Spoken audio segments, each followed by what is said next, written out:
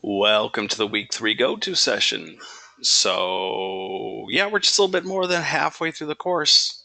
Can't remember if I said this last week or not, but classes here at Full Sail are much more like a sprint than a marathon.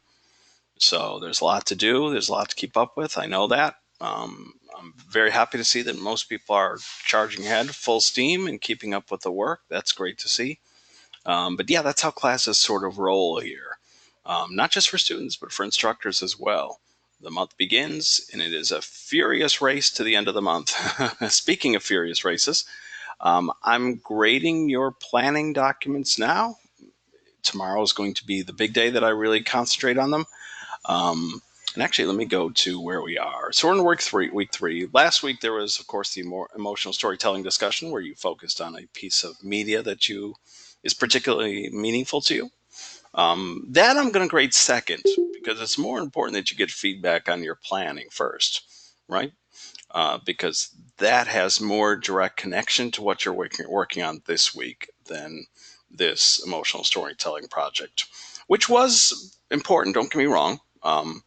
Don't forget that this activity, especially if you were either present for last week's lecture or watched it from the comfort of your own home through the archives, I hope that everybody is watching lectures. But I stressed last week that, yeah, even though it has a cool kind of core foundation to it, right? Who doesn't love to speak about a song, an album, a film, a book, what have you, a piece of art that they love? But the real task here was to focus on your speaking skills. That's why you had to watch that go-to video from Julian Treasure, where he talks about effective techniques in terms of, like, for example, altering your pitch. In other words, not speaking just a single monotone voice. And hopefully you got some practice with that as well. Yeah, that's in preparation for your presentation, because your presentation, and this is the main activity for week 3, by the way. As you can see, there are a number of things. There's another couple of discussions, but they're not weighted. They're not worth anything grade wise, though students should try to participate in these discussions. But the single activity that's worth something is this guy here. Okay. And it's worth 15% of your grade, so it's worth a lot. The planning is worth 20%. To be honest, I think that's a bit backwards because the planning, um, you know, it's, as I said last week, it's difficult to plan for something that you still don't know much about, which is why I created a 2-page planning advice document and added it to the instructions. I hope people found that useful. I gave tips on what you could possibly cover, what possible formats your planning could take. Um, but yeah, it's difficult to plan for something that you're still learning. Like last week was the first time I mentioned, here's what we're working toward. Usually in week 1, I try to already anticipate what we're working towards so students know about it. But week 1 was the hurricane scare. I had to upload a previous lecture, and it wasn't even a lecture from me, so that was a little bit of a lost week. So yeah, I think it's a bit backwards. Like the planning should be worth less, and the draft should be worth more. Um, the instructions for this first draft, um, yeah, like most of the instructions, they're purposely vague. I know that they're frustratingly vague. Um, it's actually by design because we can't tell you exactly what your presentation is going to include.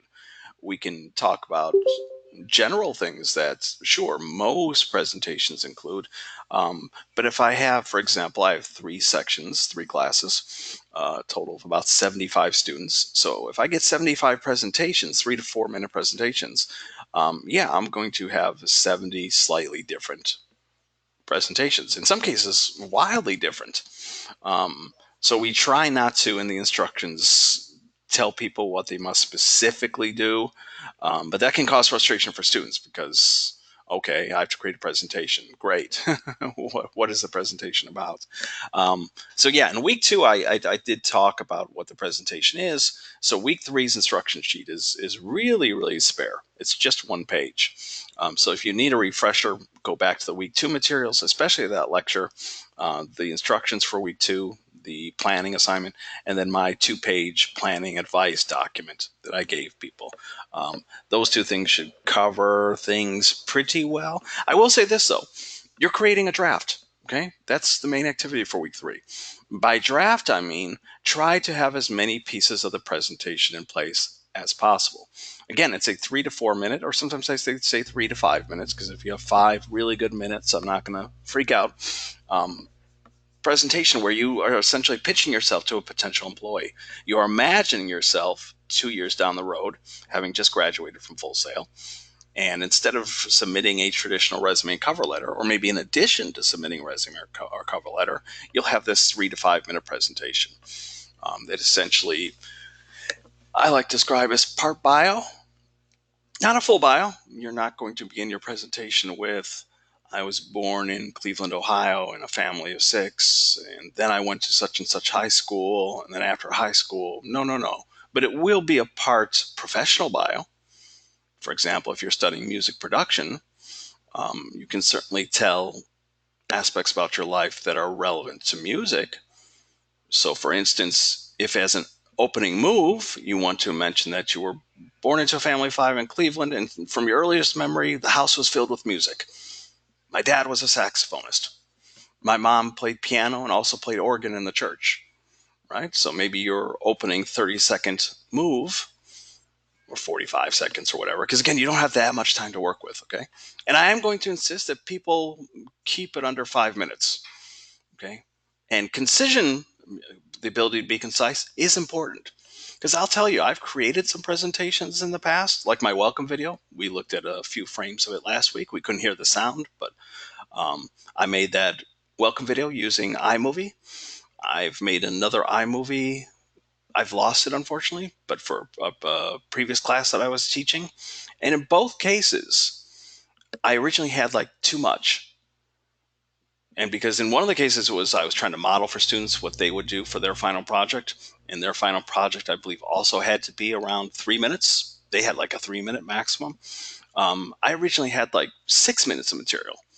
And forcing it down to 3 minutes actually made it better. Like having to throw out this entire paragraph because if I'm really being judicious, it's not that important, or getting rid of sentences, or trimming down sentences. Like the final product was much better in its 3 minute tight form than its 6 minute more sprawling form. So yeah, I'm going to encourage you to make sure that you're at like 3 to 5 minutes. Because longer than that, think of it. I mean, I'm a little bit saddened by the ways in which so much of contemporary um, media is making our attentions shorter, right? So we have tweets. People, when they visit a website, don't want to see a wall of text, right? Even video that is uploaded is like, let's say, a company's a news story. Like if you go to CNN, like all their videos are pretty much like 2 minutes or shorter. And there's a reason for that, because people don't really want to sit down and watch a 10-minute video. Even the TED Talks, which are a bit longer, still they have a limit too. They tell their speakers, I think, to keep it under 20 minutes. So you'll see some longer TED Talks that are around 18 minutes, but usually they're like 10 minutes, 12 minutes. And that's on purpose because, sure, there are academic presentations that last an hour. And TED Talks, of course, you're not going to be able to talk about a subject with any eloquence in only 2 or 3 minutes. So yes, they speak for a longer period of time, but still, it's not a half an hour. It's not 45 minutes. It's not an hour. They need to keep it relatively short so that you get the feeling of depth, that you spend time with something, that you spend time learning something.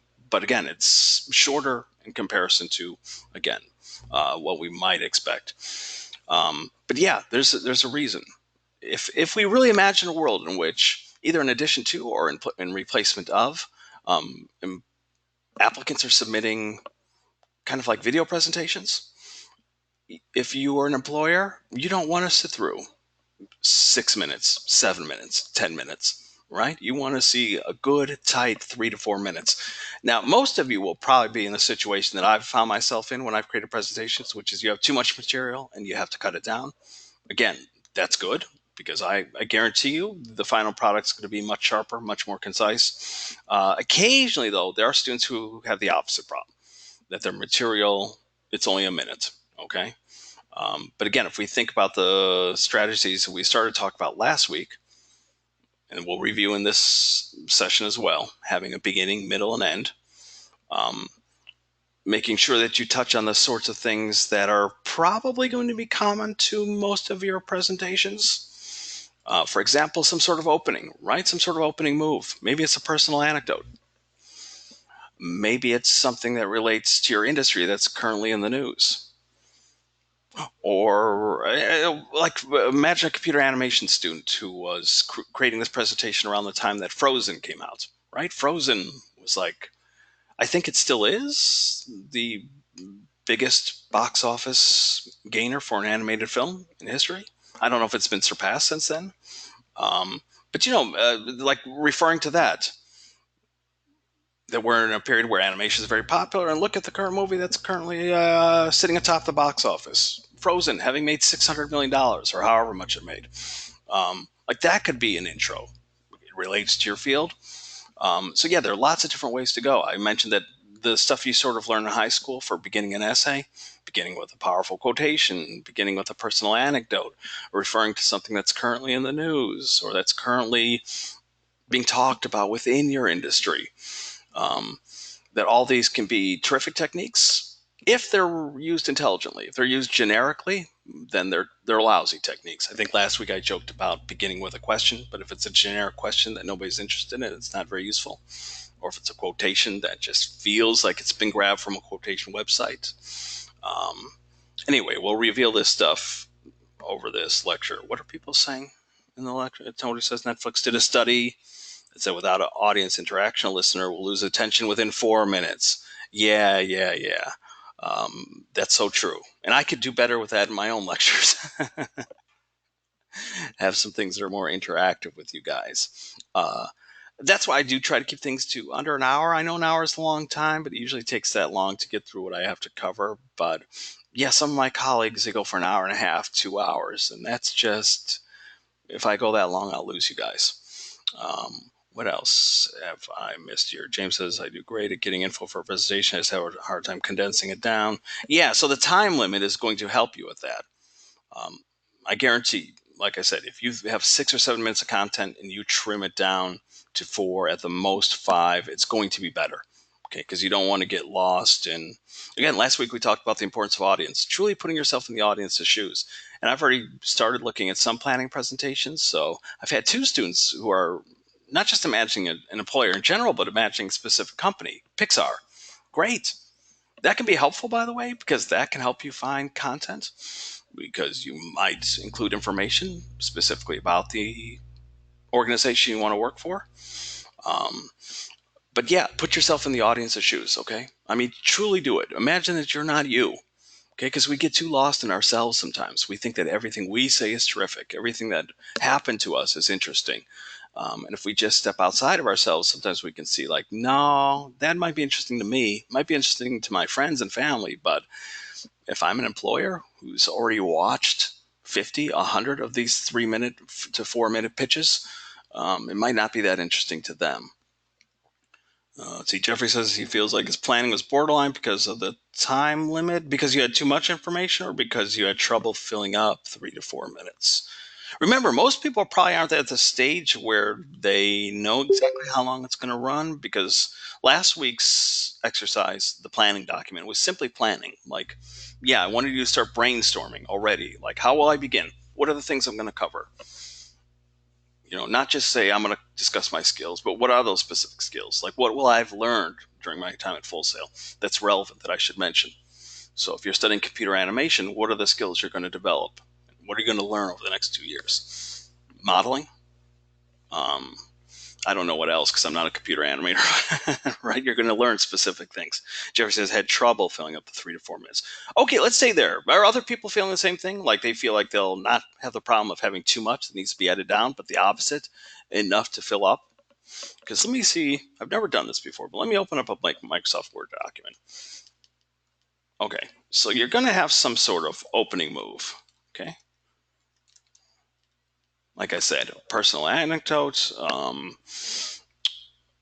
quotation. A quotation won't take that long to say, but I'm saying the quote, not just the quotation itself, but using the quotation to transition. Okay, a quotation by itself doesn't do anything.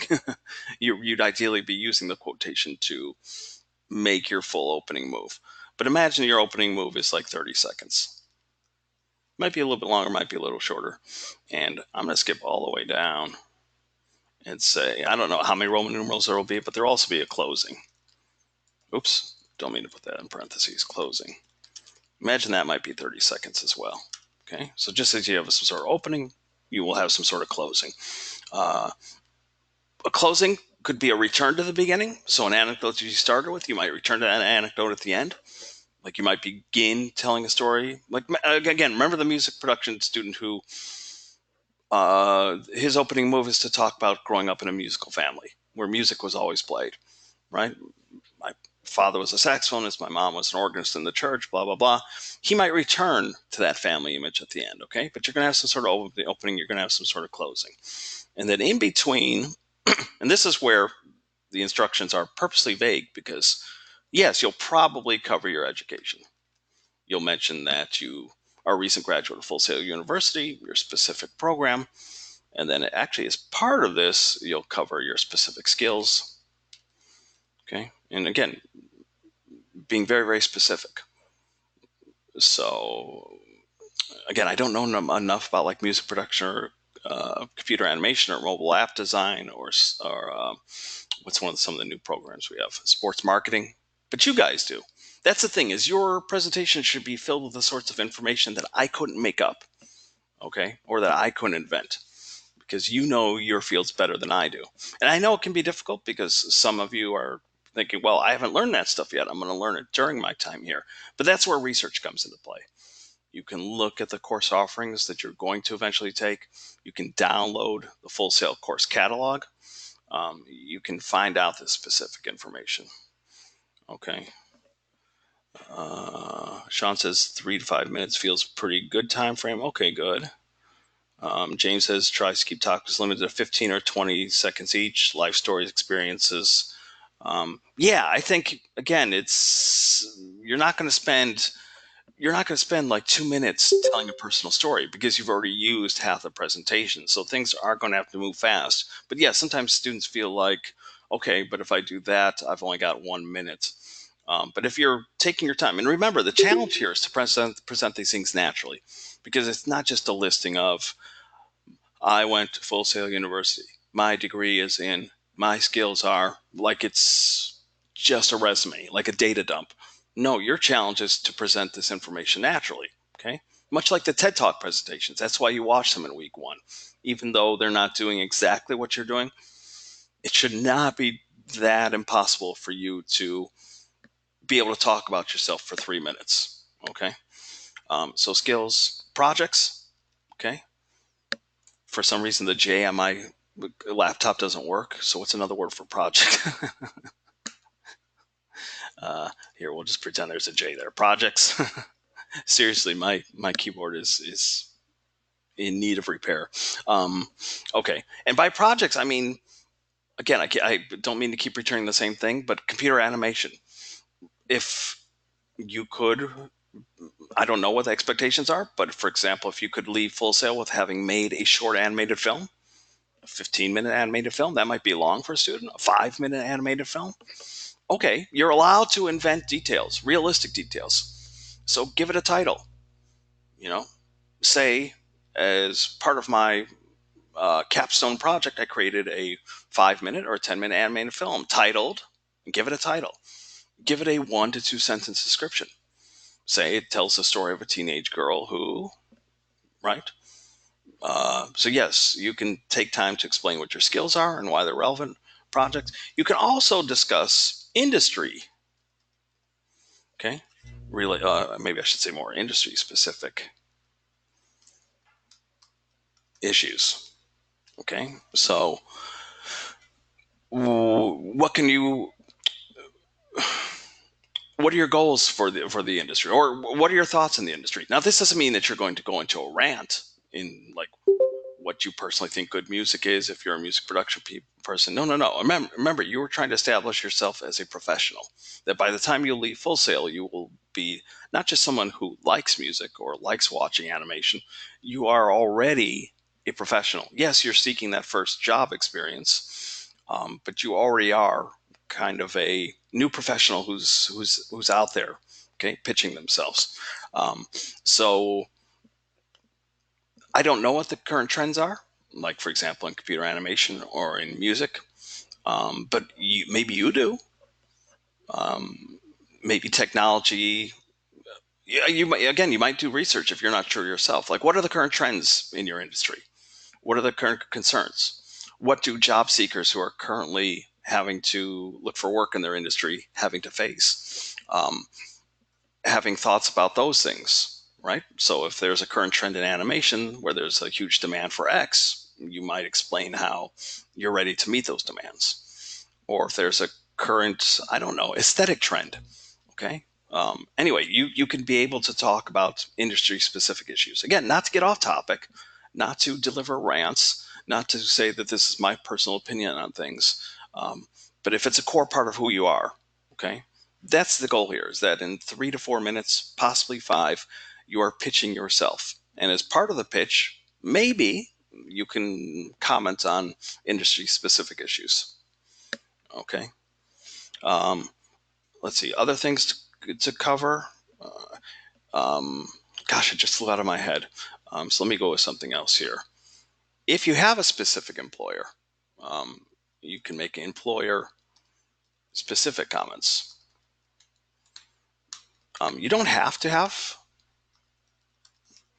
a specific employer in mind, but it does kind of help. For example, if you are imagining yourself pitching yourself to Pixar, you can mention specifics about the company. Again, not just name dropping films, because I could do that, right? I could say that I admire Toy Story, the Toy Story series, or the Incredibles movies, or Finding Nemo, but maybe there's something else specific about Pixar and what they do that you could mention.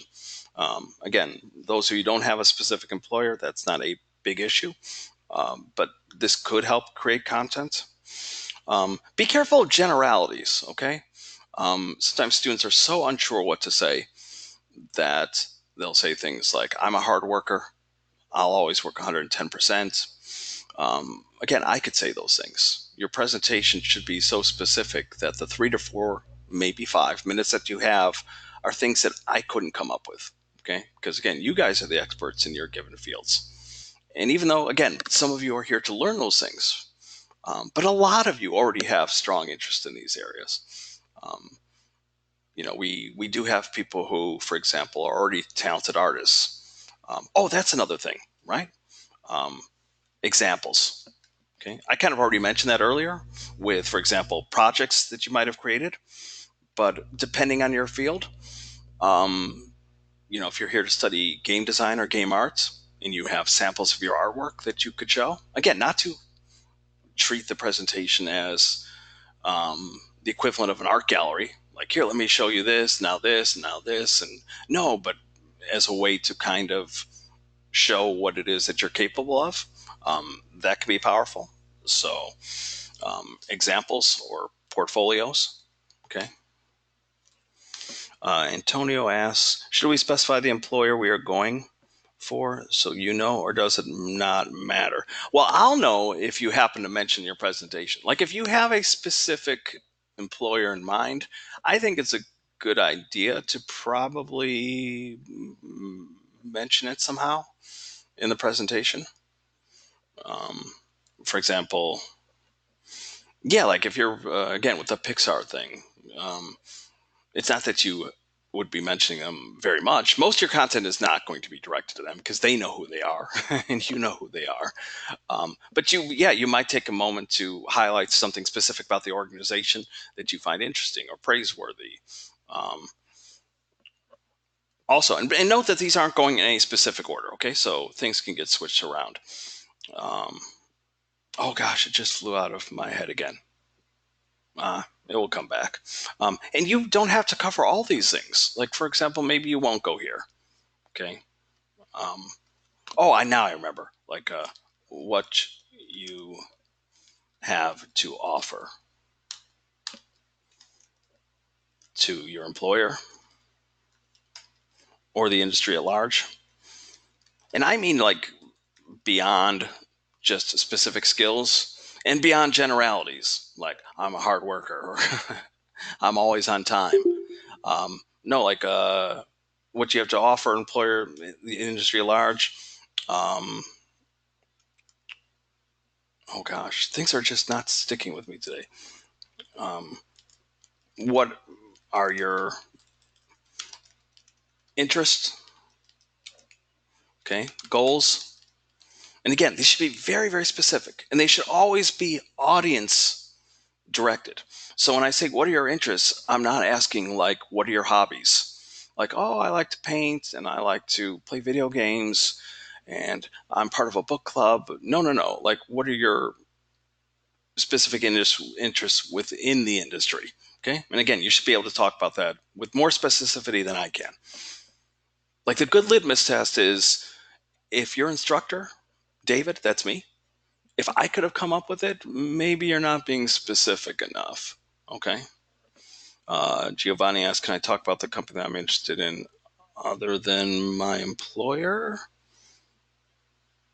I'm not sure I understand that question, because if you're, here's the choice. You're either going to not imagine a specific employer, a specific company, and you're just going to make a general pitch. Okay.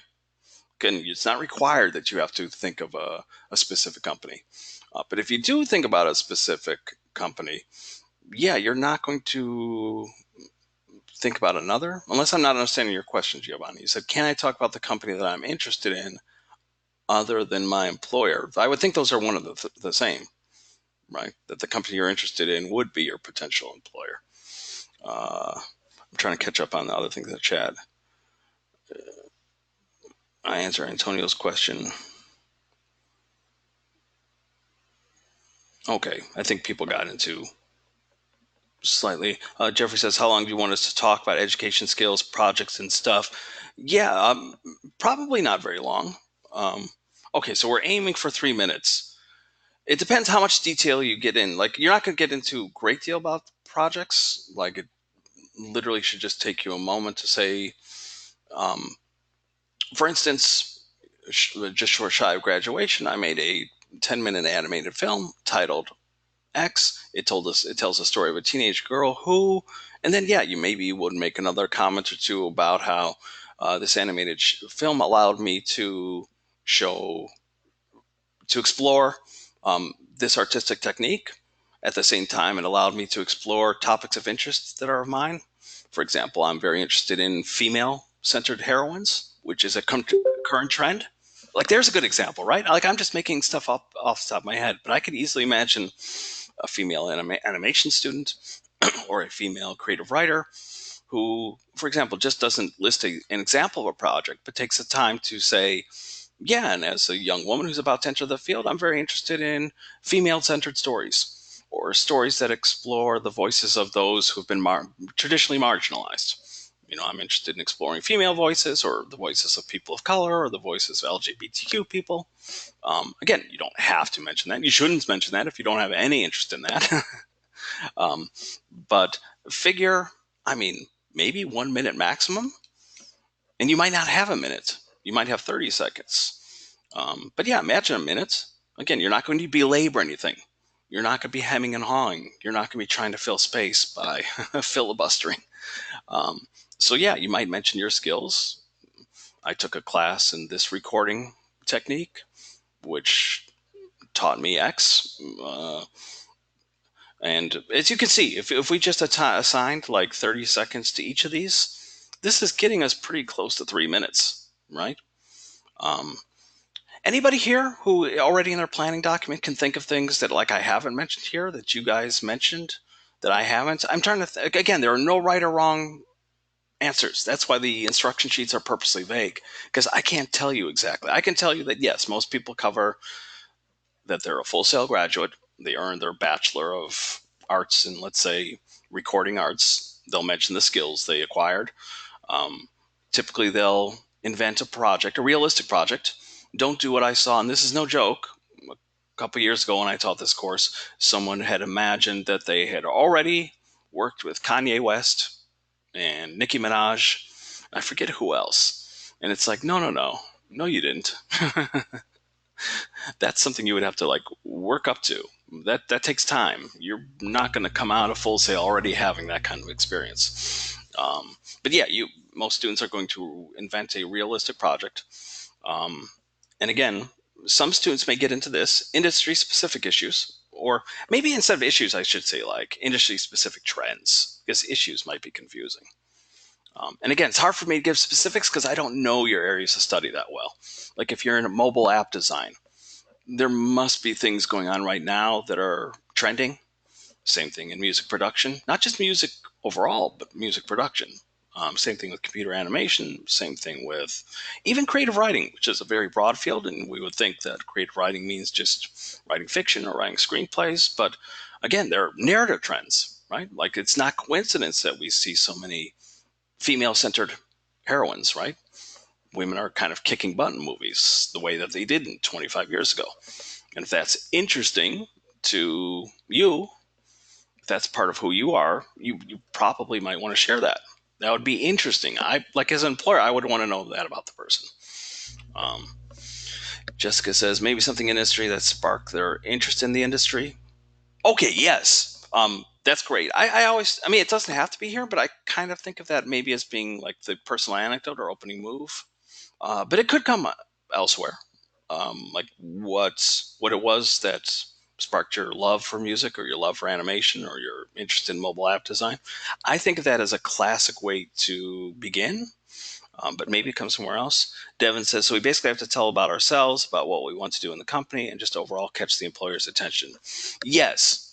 Um, I'll have some cautions about that later because I have some slides that have to do with fancy Greek words, ethos, pathos, and logos. So ethos is the appeal to trust or credibility. So you're going to be honest and truthful and present yourself in a positive way, but you're not going to.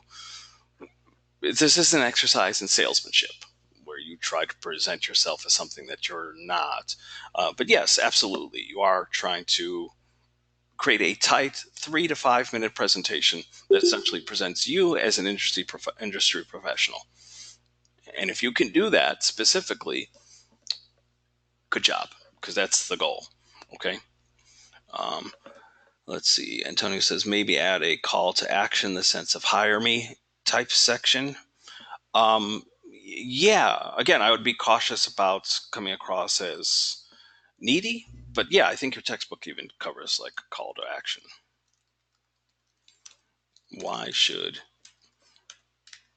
you be hired? I think this kind of comes across maybe in some of the other areas, but yeah, again, be careful. Uh, you don't want to come across as like begging.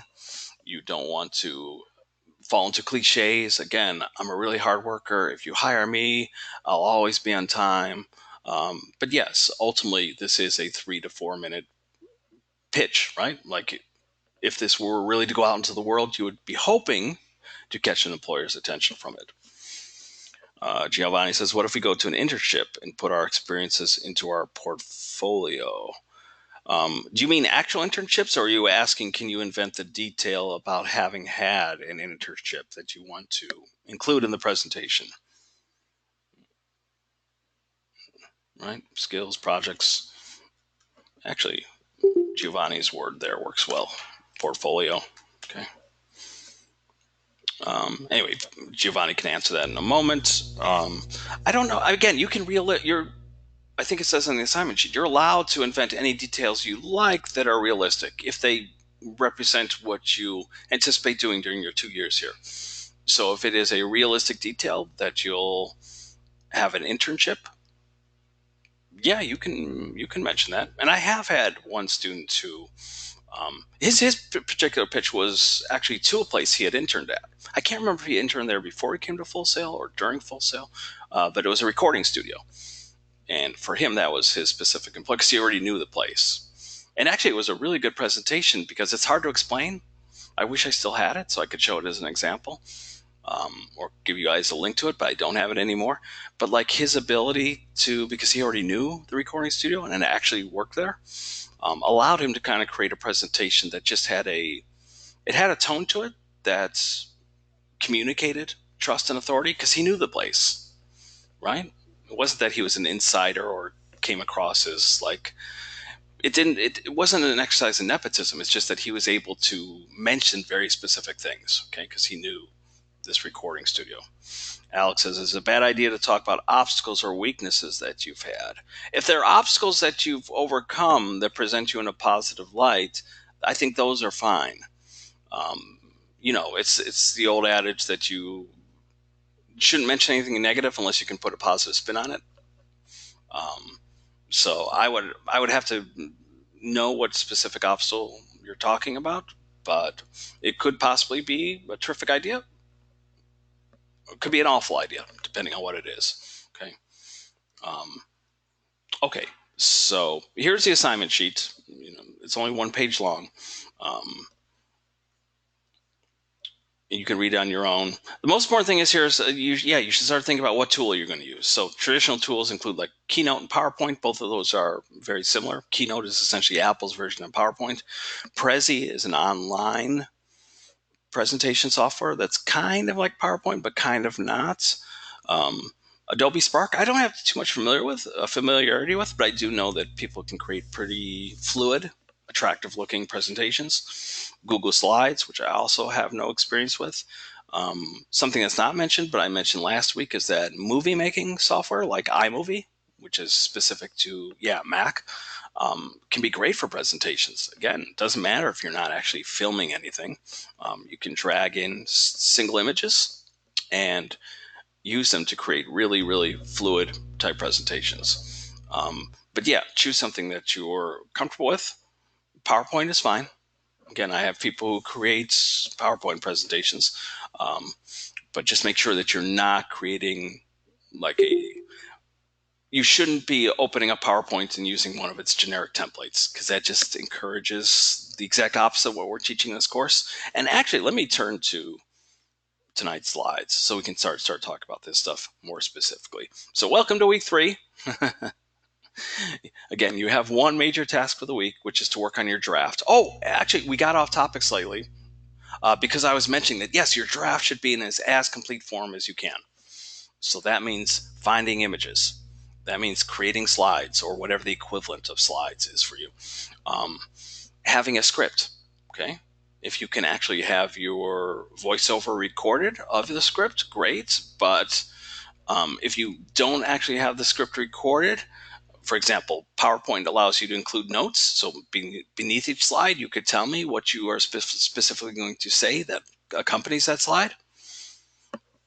You could give me the entire script separate. That makes it a little bit more difficult because I would like to know what information goes with what slide, but you could still indicate that in a separate Microsoft Word document. In other words, you have slides, you have a separate Microsoft Word document that's a script, and in the script you just indicate like this set of text is going to accompany the first slide. This set of text is going to accompany the second slide. But the more you give me, the more that I don't expect it obviously to be in an absolute finished shape, but it's not like a rough draft. In other words, you're not just going to open slides, put a couple words on them, and that's your draft. Okay. James says, are we turning in slides, script, and all? Yeah, you're going to give me your presentation. Okay. Ideally, it should have a lot of the pieces in place. Like maybe the image that's on the slide, you can find a better image, but for now you're going with this image. Or that you could search for a more attractive font, but for now you have this in place, okay? Devin says it's fine to say things off the slide, but on the script. Say things off the slide, but on the script. If I'm understanding your question, Devin, the answer is yes, absolutely yes. Because here, let me see if I can. Right now I have Keynote open. Let me see if I can open PowerPoint. As I've been talking about, especially in last week's presentation, what I don't want to see is people opening PowerPoint, choosing a template, like, I don't know, this one, and then doing what all presenters do. Like they put title of presentation, right? Or for this class, my pitch. Computer animation. And then they, insert new slide, and they put here like education. And then they say full sail. We're teaching the opposite. Okay.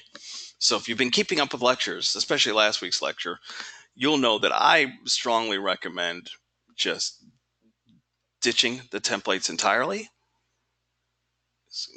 For example, and you don't have to use PowerPoint even. Okay. But yeah, just get rid of all this stuff. Because what you're aiming for, Devin, is okay. Let me just show. So here's my second slide for this presentation.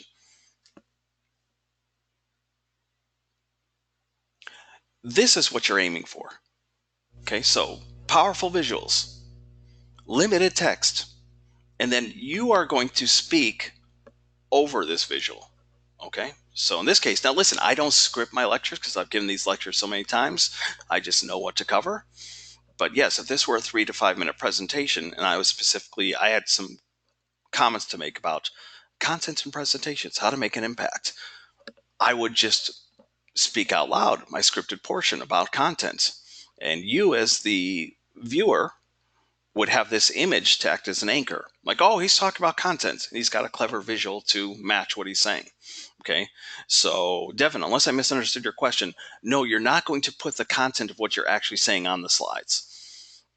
That's a real quick way to not do well on the assignment because, as I mentioned last week, I think those are boring presentations where the presenter is standing there and what he's saying is literally on the slide.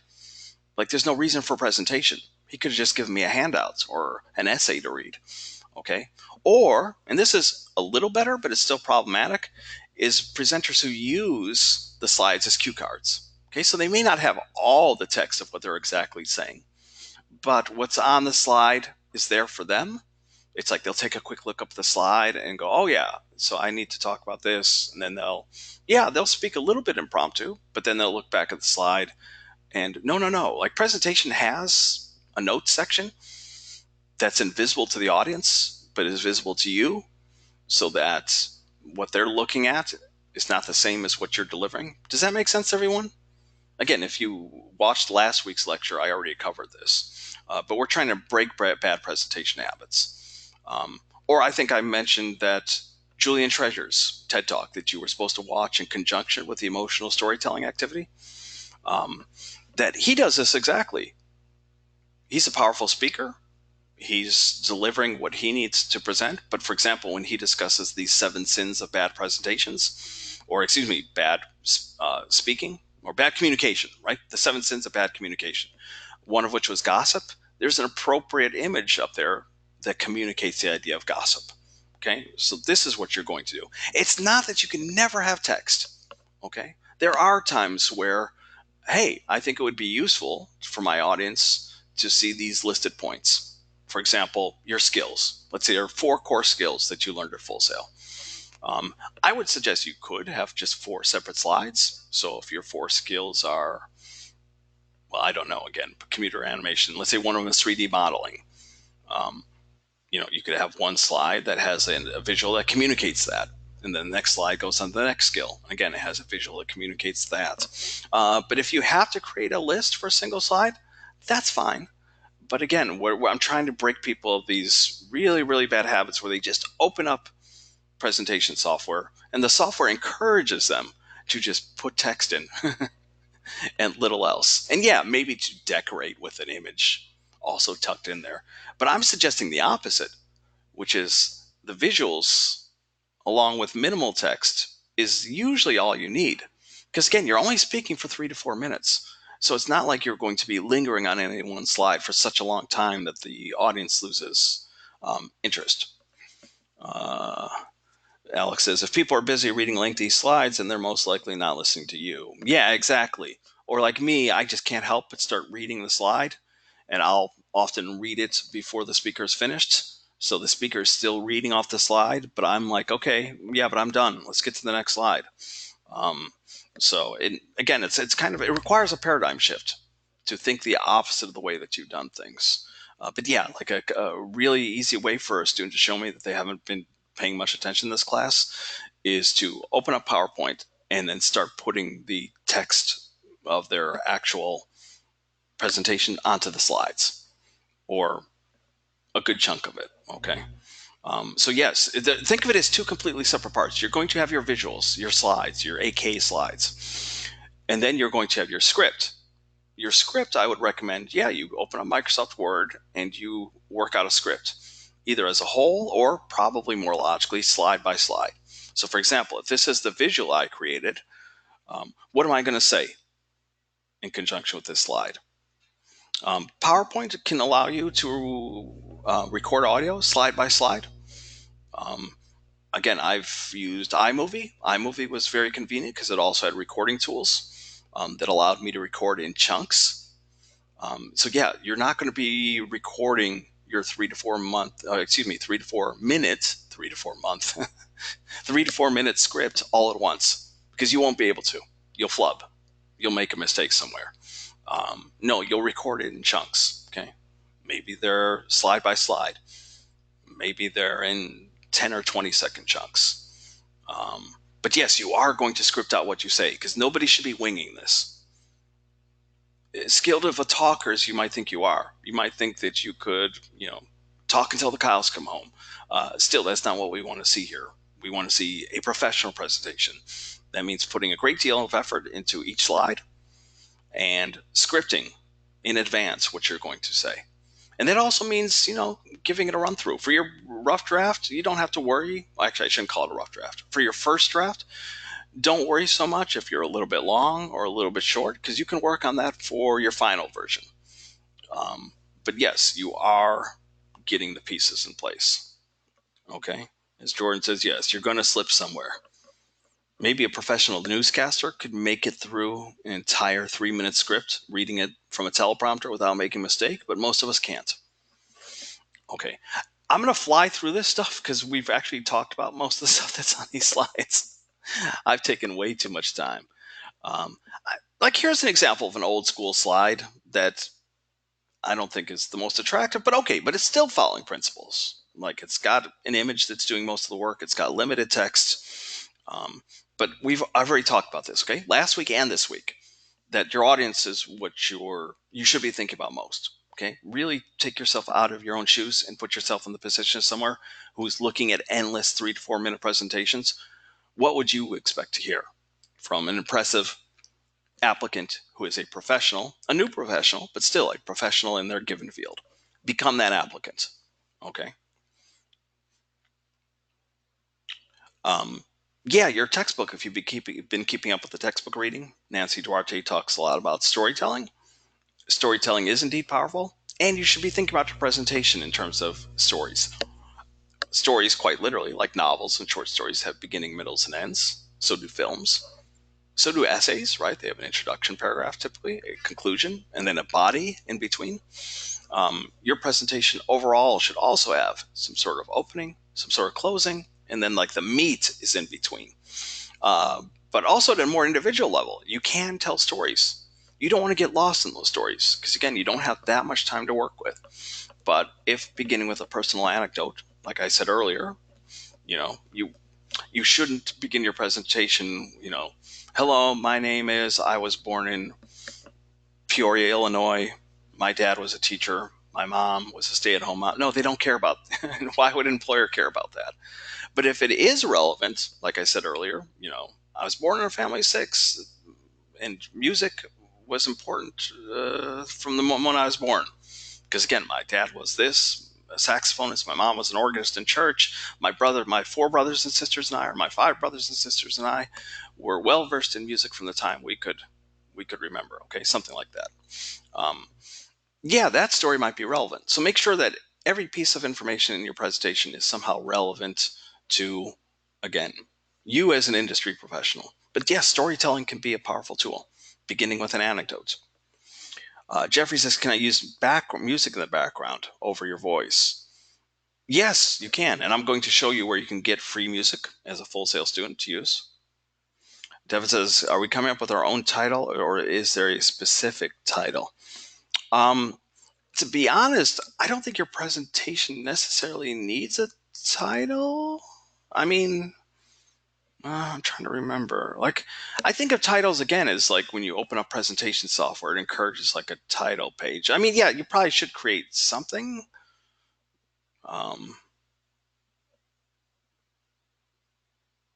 But yeah, it's up to you, Devin. I was about to say you don't need a title, but now that I think about it, you probably do need something. Um, but that's up to you. Okay, here again, I'm going to fly through some of these slides. Um, Show, don't tell. I'm going to skip that slide. Okay, that's not that important. Structure. We've been talking about structure. Again, when I kind of outlined on the fly about things you could possibly include, that was not a direct order of information that you have to follow. Like you have to begin. Well, you would begin with some sort of opening. Um, but you don't immediately have to go into education, then skills, then any comments you might have on the industry. Then like you decide that structure on your own. But yes, there should be some sort of opening, some sort of closing, and in between, what is the information that's crucial for you to share? James says he does the music thing. It helps with tempo or transfer of emotion. Yeah. Again, I'm going to show you where you can get a few free music files to use. Be careful though, and sometimes depending on what application you use, it might come with music. So iMovie, I know, comes with some music that you can implement. Just use common sense. Just don't use a distracting piece of music. Things with heavy beats typically don't work well.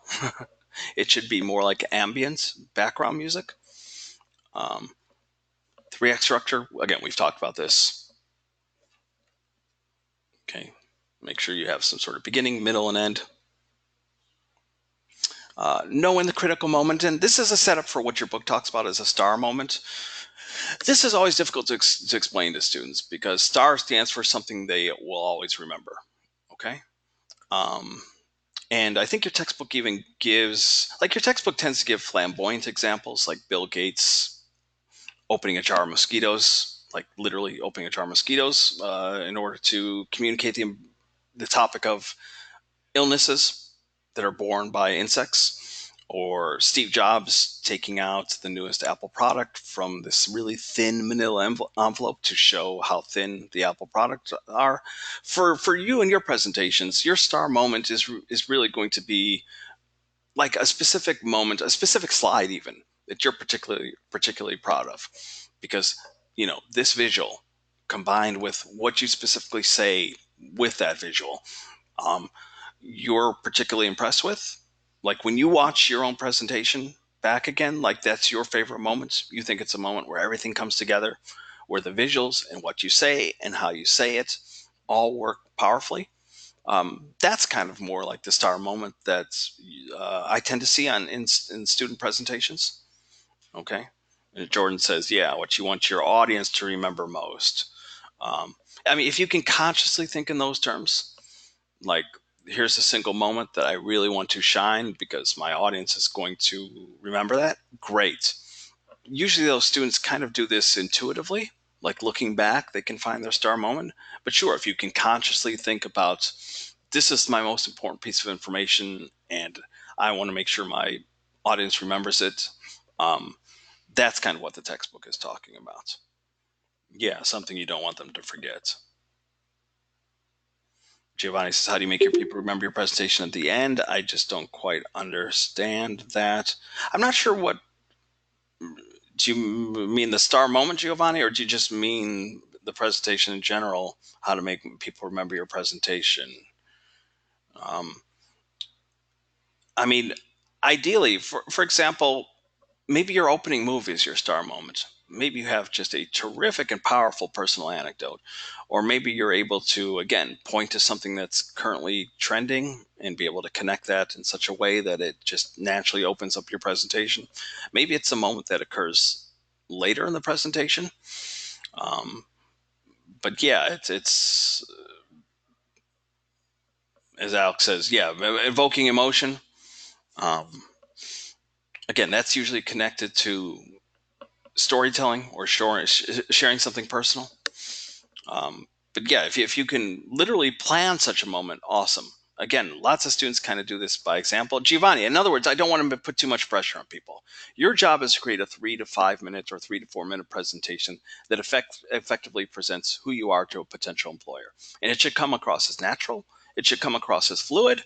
And if you can do that and follow the principles of this class, so you're not just throwing words on slides and creating generic bullet lists, okay, that you're actually creating the sorts of slides like these, right?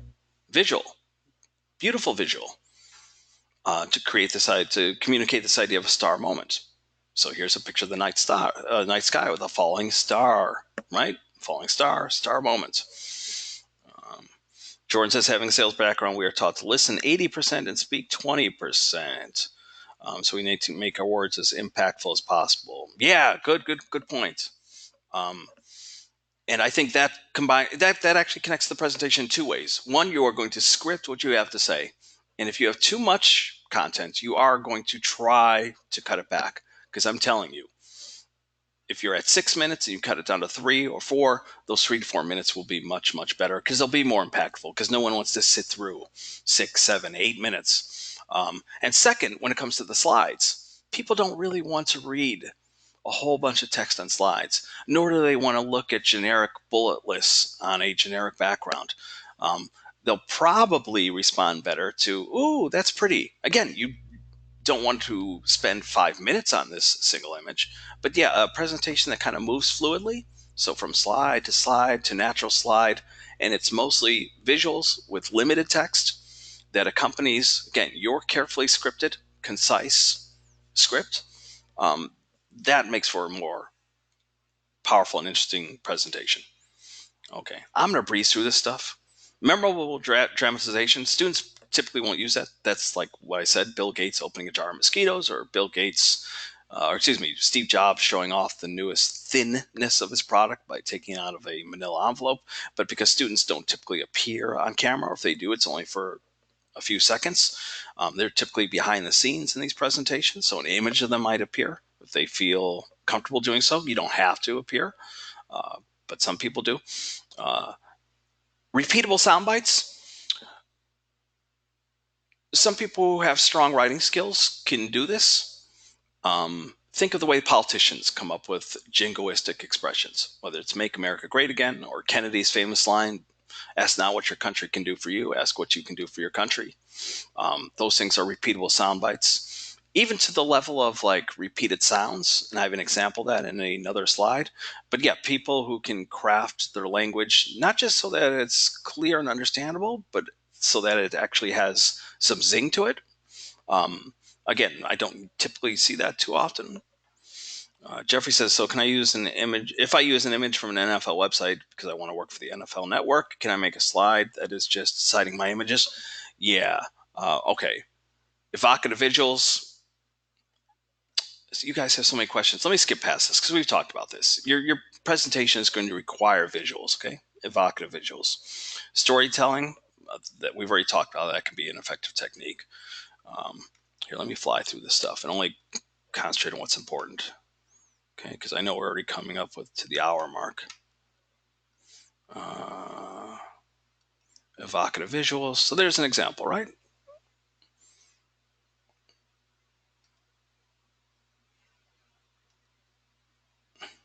Oh, actually, let me just show here. Like, here's what some students do. Like the ones who haven't been watching lectures, they'll just throw words on a slide.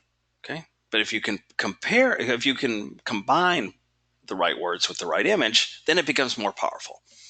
Okay, so again, that's the sort of thing I want to see.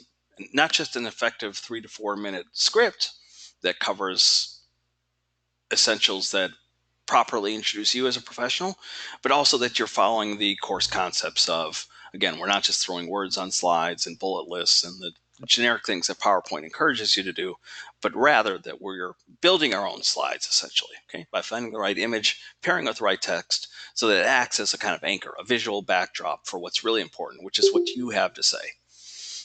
I'll skip this because we already talked about the power of, for example, personal anecdotes. Oh, but this is all, by the way, how to create star moments, like moments people can remember.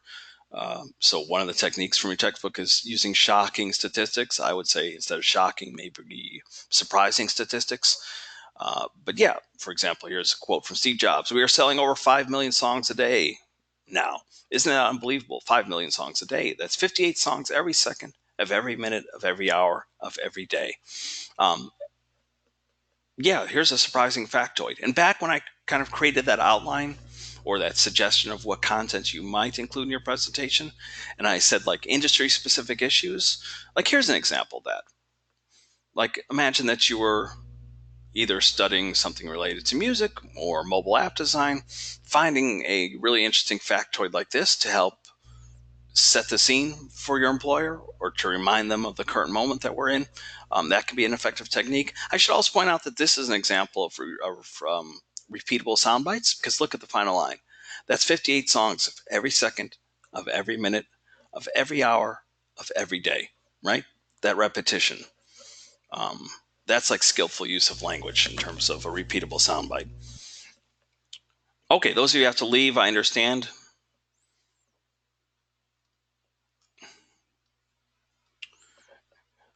Actually, you know what? Let me skip this stuff because you guys had questions about images. I don't want to ignore that because you're working on drafts for this week. I promise I'll try to get through this quickly. I already have it open. You should be finding copyright free images. So I think, I don't know if he's still here or not, but someone mentioned wanting to work for the NFL network. Um, Jeffrey, I would strongly recommend finding copyright free images instead of going to a website and grabbing images, because what people often do is, for example, let's say they're here to study recording arts, okay, and one of their favorite artists is Taylor Swift, okay, so they'll just look up Taylor Swift and then go to images and say, ooh, which image would I like to use in my present, and they just grab stuff. That's not what you should be doing. Um, I recommend, and this isn't the only place to find copyright free images, but it's called CompFight. Okay, I'll type that in the chat. CompFight.com. So imagine we are looking for music. Okay, and it usually works best if you're thinking of broad terms like music, education, sports, or if we want to use Jeffrey's term, let's say football. We might get some images of soccer because most of the world, they don't call it soccer, but let's see what happens. Football. Yeah, we get lots of soccer images. I don't know if NFL will work for this site. How about American football?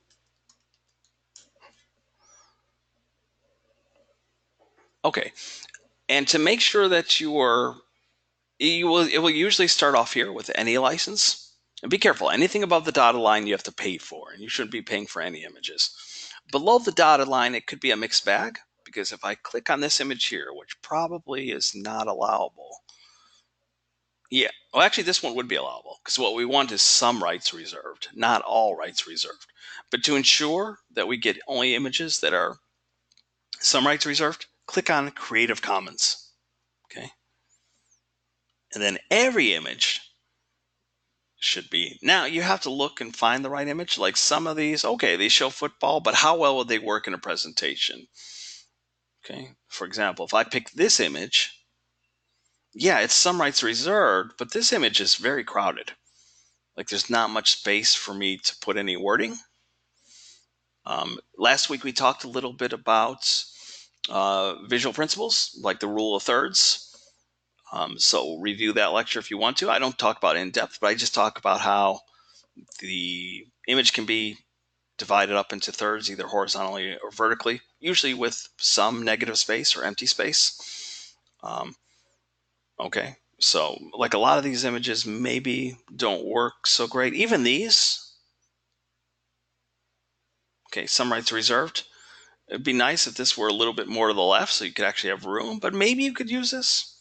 Um, but yeah, Jeffrey, you probably shouldn't be going to just any website and taking images, but rather using a site like ComFight. And you can do a Google search.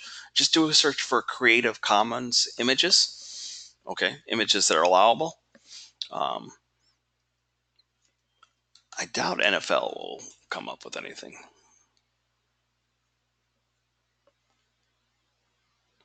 Yeah, again, lots of. I mean, they tend to be kind of like amateurish photos, so not all of them are composed in such a way that they'll make for great slides. Um, but you can broaden things. Alex says, "Can I draw, design my own slides?" If you have some skill with art and you can create your own slides that look attractive, sure, absolutely, you can go for it. Because I don't have those skills. For example, if I'm giving a lecture, sometimes I have to find something that's related to students. And so I'll search through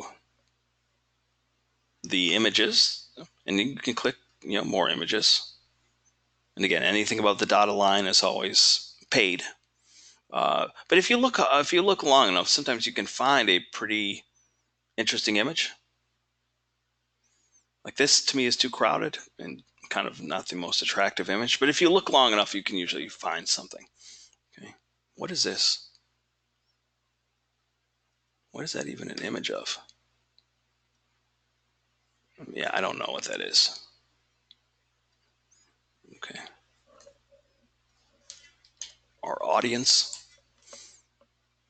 I had a couple slides that were related to audience. Why are they showing like a motorcycle?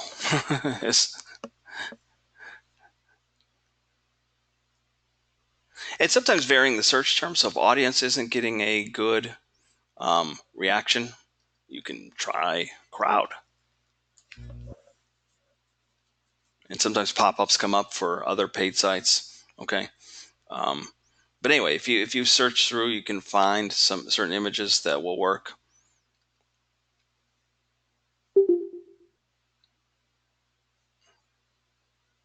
What is this? That would be an interesting image too, because there's room to add text, but it just doesn't connect with what I'm looking for. How about this one here? I'm having problems with my touchpad not registering. Yeah, I mean, here possibly if you use the right font, there might be some way to make a word stand out here. It can take time, okay? You might have to click more results. You might have to vary your search terms. Um, but eventually you might find a useful image that's composed in such a way that it will make for a powerful image on a slide. But once you do find an image, so let's say that I like this image here. And there are also ways, for example, to create text within like a bubble so that it doesn't get, because normally here text would get lost no matter what font you use, it's going to get lost against the image. But once you do find an image you like, you can download whatever size you like, right? And it will be a JPEG that you can, for example, save to your desktop. And then it's just a matter of dragging it in to your presentation. And that's how mostly all these slides were made. We also use images that are allowable. We don't just grab pictures. Um, for example, this one here is the credit. Hmm. The URL might be old. Anyway, if you grab something from ComSite, it's very simple. You just grab the credit down here. Okay. If you can see the URL, you can just grab the URL, copy it, and let's say that this was the image that I found. Again, you could either include it like in a note beneath a slide, or you can put it right on the slide. And it's not working. uh, anyway, you can copy it right on the slide and then pick a color that makes it kind of bleed into the background. It shouldn't be so, it, it shouldn't be completely invisible, but it's okay if it's somewhat hidden. But yeah, you should be giving photo credits for whatever images you use. So if you're striking out at Comfite and you want to use another site, again, just do a Google search for Creative Commons images, and you're always looking for some rights reserved. Okay, because if it says all rights reserved, that means you're not allowed to use it. Now, I know what some people are thinking, like, what's the big deal? If I use this image, is someone really going to come after me? Is the person who owns that image going to sue me? No, but you should get in good habits because who knows? You might be in a career field where it is important to make sure that you're following things according to rules. You might work for an employer where the legal department does step in and say, whoa, whoa, whoa, whoa. This brochure that you designed, you can't use these images. These images aren't allowed. One easy way to get around for it is as I think, what was it, Alexis mentioned or Alex, sorry, Alex mentioned is, yeah, creating your own images works around that problem. But most of you probably aren't experts in creating things. So for example, here's something that's music related, like this image would work. Here's the rule of thirds. Okay, so we have Most of this third occupied by space, the middle third is semi filled up, and the final third is kind of negative space. And this creates like a perfect room for you to put limited text. So, yeah, if you search long and hard enough, you can find useful images. The other thing I want to show before and I swear then I'll let you guys go, is music. So if you go to Full Sail 1, it's a little bit hard to find, but if you go to Learn and then Library and then About and then Research Databases, if you keep scrolling down, you'll see something called Westar Music. Okay, so it's in W, so I'll keep scrolling. There it is, Westar Music. Okay. I haven't used this in a long, long time. But yeah, as a Full Sail student, you have tons of music to use. So classical meets jazz. You don't have to have music that is in the background of your presentation. I would say most students don't, but if you want music, check out Westar, because again, you have all these downloadable tracks you can use. Just be careful.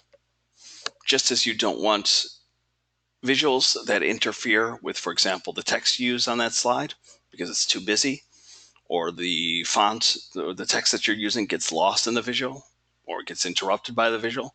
You don't want your music to interfere with your presentation either. So yeah, aim for things that are quiet, that are more ambient, not things that are like have a strong beat or that sound like rock music, because that's just going to interfere with what you're saying. Okay, again, I've went a little bit long. I apologize for that. But questions, comments, anything else? The main thing though is to work on your draft, to have as much of the draft in place as possible. If you can have your script actually not just completed but recorded and accompanying your presentation, great. If not, then have the slides in place as much as you can and a clear sense of what you're going to say that accompanies that slide. If you are comfortable with what we've gone over, you're free to enjoy the rest of your day. I'll hang out for a little bit and answer questions if people have them. Let's see, do I have any images saved on my desktop? No. But anyway, do I still have CompFight open?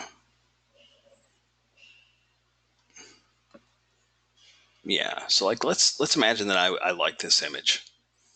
So I'll grab the large size. I will save it. I think I have to duplicate it first. And then save it on my desktop. Okay.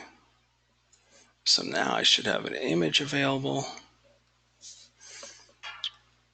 And I can just drag it in. Okay.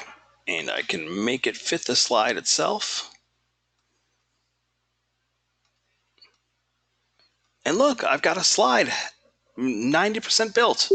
Now it's just a matter of whatever I plan on using the slide for in terms of my presentation. Have to find a font that I like to maybe put a little bit of wording here. Okay. But yeah, I'm going to encourage you to create your own slides. Find your own powerful images instead of just using the PowerPoint template, because the template is going to, again, encourage you to just create old style presentations that are text heavy. No, create your own slides. By the way, I think it's more fun. I know it sounds strange to call it fun, but for instance, let me go back to my presentation. Yeah, creating images like this.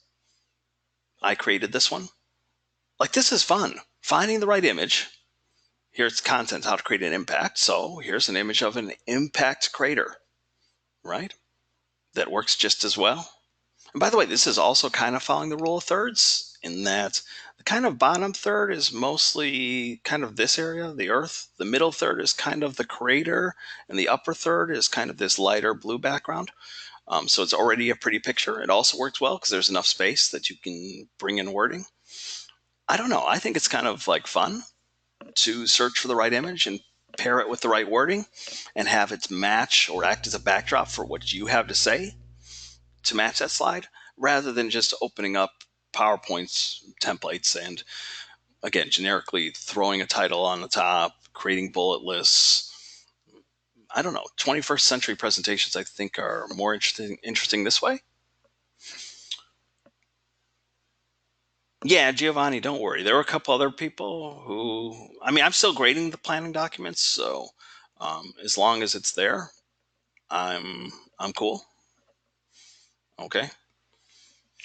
Any other questions before we close things up? Again, I'm sorry. I think today I got too lost, but you guys were so much more interested in, yeah, like what should you include in the presentation? Um, like time wise, how can I fill up 3 minutes? So it was, I think, more important to spend time on that kind of stuff, even though it wasn't planned and I had to kind of wing it. So yeah, I didn't get as much time to go through the presentation, but the presentation is mostly echoing things in the book. And to be honest, we've been talking about this stuff all along. Okay, we've been talking about content. We've been talking about the power of visuals. We've been talking about, for example, that you can fold in personal anecdotes. Jessica says, do we have access to Adobe Spark through Full Sail?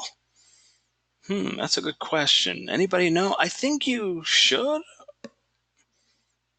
Like, I know as instructors we do, but that's because we get MacBooks. And I think when you get your MacBook, you do have the option to have Adobe Spark. But if you're in this class, you're probably a brand new student. And if you're an online student, you won't get your MacBook until month 4 of the program. I mean, a good question for all these things, because I honestly sometimes don't know, is to give FSO support a call. I'm going to put their number in the chat. It's 877 437 6349. So that's Full Sail technical support. So for people who are watching this video, they can't see the chat. That's 877 437 6349. I guess I could type it for the people who are watching. 877 437 6349. That's Full Sail support. They can answer lots of questions, so it doesn't have to be a specific question that you're having a problem with FSO or something. They can tell you real quickly that as a Full Sail student, yes, you have access to this. No, you don't. They're usually pretty tech-savvy people, so they might be able to give you advice beyond that. But I honestly don't know.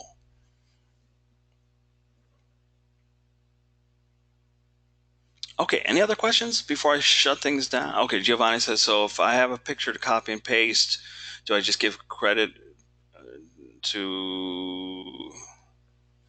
I just give whoever has rights on the picture the credits on the pic? Yes, but it should be allowable. Again, it should be... Again, if you use Google to do a search for Creative Commons images, okay? And it even starts helping you, like Creative Commons images Flickr. Okay. And even explains, here it says, like it explains the different licenses. So you can see.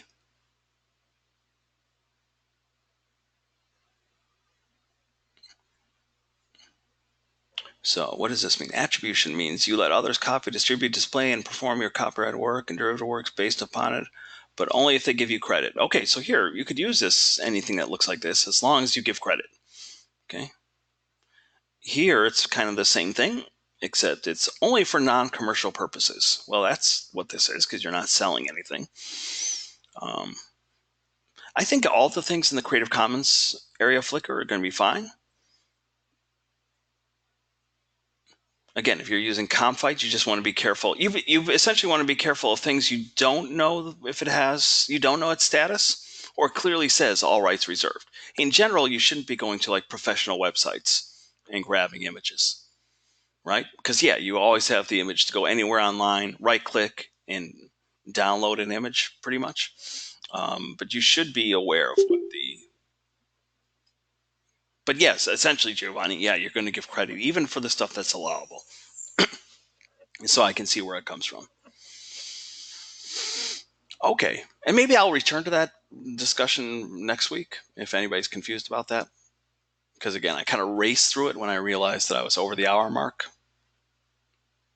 I basically went an hour and 15 minutes, so I apologize if things went longer today. Anything else we should go over before I close things down? I'm going to stop the recording because it feels like the questions are slowing down. So for people who are watching, thank you so much. I'm going to stop the recording now.